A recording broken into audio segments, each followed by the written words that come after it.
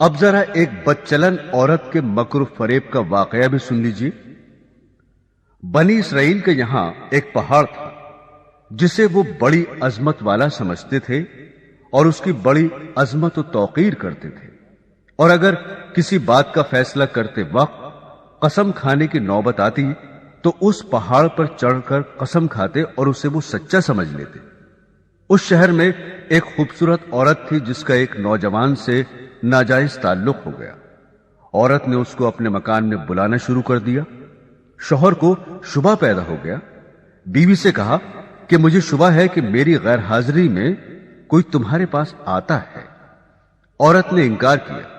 شوہر نے کہا اگر تو سچی ہے تو پہاڑ پر چڑھ کر قسم کھا لے کہ تیرا کسی سے ناجائز تعلق نہیں ہے۔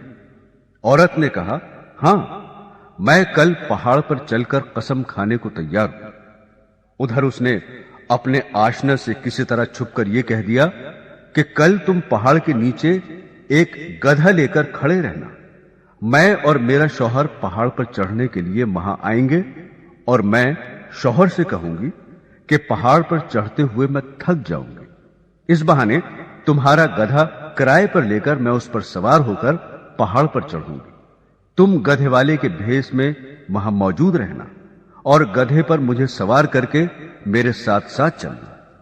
چنانچہ جب دوسرے روز میاں بیوی پہاڑ پر چڑھنے کے لیے گھر سے نکلے اور چلتے چلتے پہاڑ کے پاس پہنچے تو وہاں اس کا آشنا گدھے والے کے بھیس میں گدھا لیے کھڑا ہوا تھا۔ عورت نے شوہر سے کہا چلتے چلتے میں تھک گئی ہوں، مجھے یہ گدھا کرائے پر سواری کے لیے دو۔ شوہر نے گدھے والے سے کرایہ مقرر کیا اور بیوی کو گدھے پر سوار کر کے تینوں پہاڑ پر چڑھنے لگے۔ جب وہ جگہ آئی جہاں لوگ قسمیں کھاتے تھے تو اس مکار عورت نے اپنے آپ کو گدھے سے نیچے گرا دیا اور اس گرنے میں اپنی رانے وغیرہ قابل سطر بدن بھی ننگا کر دیا، اور ایسی صورت پیدا کر دکھائی کہ شوہر نے یہی سمجھا کہ گدھے سے اتفاقاً گر گئی اور گرتے ہوئے اتفاقاً ننگی ہو گئی ہے۔ وہ جھٹ اٹھی اور اپنا لباس درست کر کے پہاڑ کی قسم کھانے والی جگہ پر کھڑی ہو کر کہنے لگی میں قسم کھاتی ہوں میرے ننگے بدن کو آج تک تمہارے سوا اور اس گدھے والے کے سوا اور کسی نے نہیں دیکھا۔ شوہر مطمئن ہو گیا کیونکہ اس نے یہ سمجھا کہ اس گدھے والے نے اسے گدھے سے گرتے ہوئے اس کا ننگا بدن اتفاقاً دیکھا۔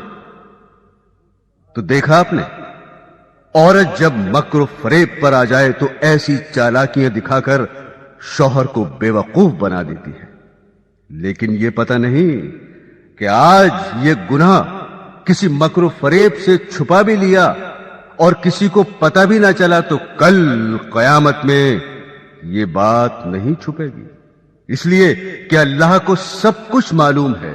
اللہ سے کوئی کام چھپا ہوا نہیں، دنیا والوں سے چھپ سکتا ہے لیکن اللہ تعالی سے نہیں چھپ سکتا، اور اللہ کے نبی صلی اللہ علیہ وسلم نے اس کا عذاب بتا دیا کہ ایسی عورت سینے کے بل جہنم کے اندر جلے گی۔